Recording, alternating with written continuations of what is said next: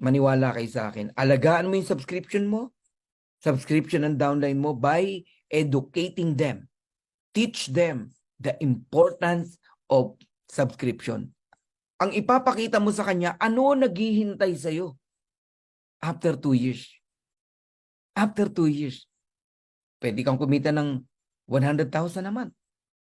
Magkano ba gastos mo sa subscription? Kasama na yung $49.95 in 2 years. Only 13,000 pesos versus 100,000. Paano, Coach Fernan, kung hindi ko kinita yung 100,000? Okay, kalahati na lang. After 2 years, 50,000. Month after month yun yung 50,000 Talo ka pa ba? Yung 13,000 mo, 2 years. O sige, 1/4 na lang. 25,000 na lang. Month after month yung 25,000 mo Hindi na yan hihinto